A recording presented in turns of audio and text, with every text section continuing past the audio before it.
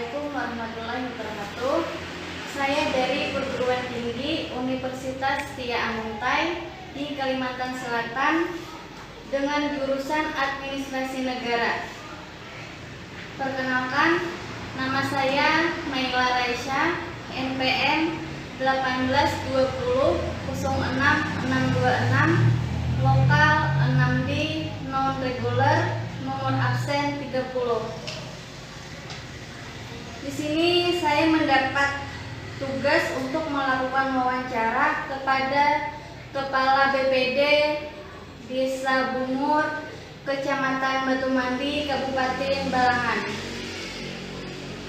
dalam rangka penyelesaian final tes mata kuliah perencanaan pembangunan dengan dosen pengasuh Bapak Jumadi Isapli MT.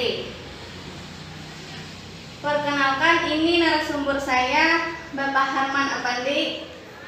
Beliau selaku Kepala BPD Desa Bungur, Kecamatan Batumandi, Kabupaten Balangan.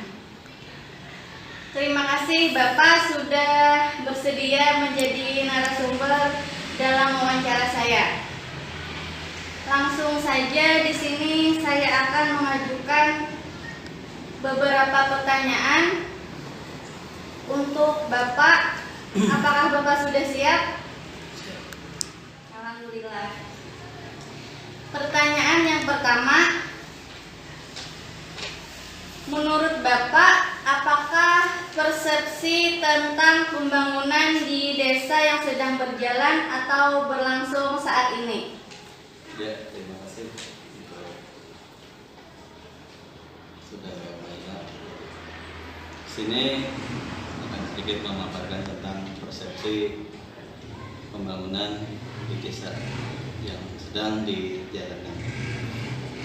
Adakah persepsi tersebut adalah persepsi dari pembangunan desa untuk upaya dari pemerintah melalui pemerintah desa sebagai panjangan tangan untuk melaksanakan atau memperbaiki baik dari fisik dan juga sumber daya manusia.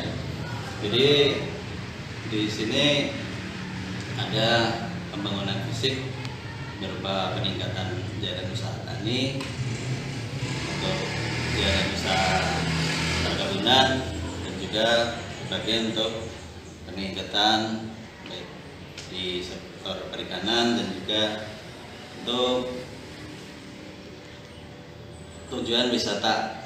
Jadi untuk di bagian fisik telah dilaksanakan, mungkin dari beberapa desa atau kecamatan sudah melaksanakan baik pembangunan jalan ataupun pembangunan waduk untuk pengairan di sungai, untuk pengairan sawah. Kalau untuk sumber daya manusia mungkin melalui pelatihan-pelatihan yang dilaksanakan ibu-ibu PKK atau sebagai wadah di desa atau Karang Taruna dengan melaksanakan kegiatan berupa pembuatan kue untuk ibu-ibu dan menjahit, dan juga ada sebagian melaksanakan untuk komputer untuk peningkatan sumber daya manusia di desa. Kemudian untuk lampu penerangan juga sebagian dari desa telah melaksanakan pembangunannya untuk menerangi sektor jalan-jalan menuju ke akses ke pertanian dan perkebunan. Itu untuk persepsi dari pembangunan di desa yang sedang berjalan. Terima kasih Bapak. Kita langsung ke pertanyaan yang kedua. Apa harapan Bapak tentang wacana atau rencana pembangunan di desa pada masa sekarang maupun yang akan datang? Untuk harapannya mungkin kita harus ditingkatkan dari mutu pembangunan tersebut, dan mudah-mudahan akan datang lebih ditingkatkan lagi dari kualitas, baik dari sumber dayanya berupa tenaga kerjanya dan juga berupa fisik, pembangunan fisik yang telah dilaksanakan dan akan datang mudah-mudahan lebih baik dan lebih ditingkatkan. Ya, yang ketiga, apakah pendapat Bapak tentang ATHG yang dihadapi dalam rangka pelaksanaan pembangunan, baik berupa ancaman, tantangan, hambatan, maupun gangguan baik dari unsur masyarakat? ATHG, tentang ATHG, tantangan, hambatan atau ancaman dari unsur masyarakat. Jadi yang telah lalu kita melaksanakan pembangunan di desa, kita selalu bekerja sama dengan unsur-unsur terkait, baik pemerintah desa dan juga dari Babinsa dan kepolisian membantu untuk menertibkan atau supaya tidak terjadi hal-hal yang tidak diinginkan baik dari unsur masyarakat ataupun dari pihak luar yang tidak setuju atau tidak berkenan atau melaksanakan pembangunan di desa tersebut. Ya, terima kasih. Langsung kita ke pertanyaan yang keempat. Apakah sumber biaya pembangunan di daerah Bapak selama ini cukup dan bagaimana mengatasi kekurangan biaya pembangunan? Alhamdulillah, untuk sumber daya pembangunan di desa alhamdulillah cukup.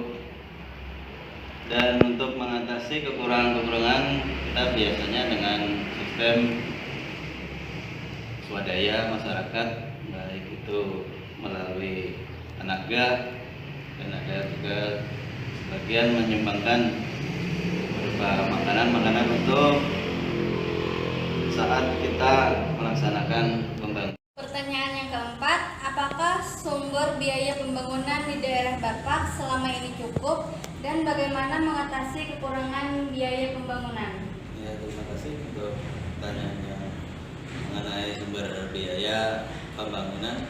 Jadi alhamdulillah selama ini sesuai dengan yang direncanakan, pembangunan biayanya mencukupi dan telah dilaksanakan sesuai apa yang direncanakan. Untuk kekurangan itu pasti ada, tapi karena kita dari masyarakat kita swadaya dan juga sedikit karena kita telah memiliki BUMDes atau badan usaha milik desa, di situ kita ada PAD yang bisa kita gunakan untuk menutupi kekurangan tersebut.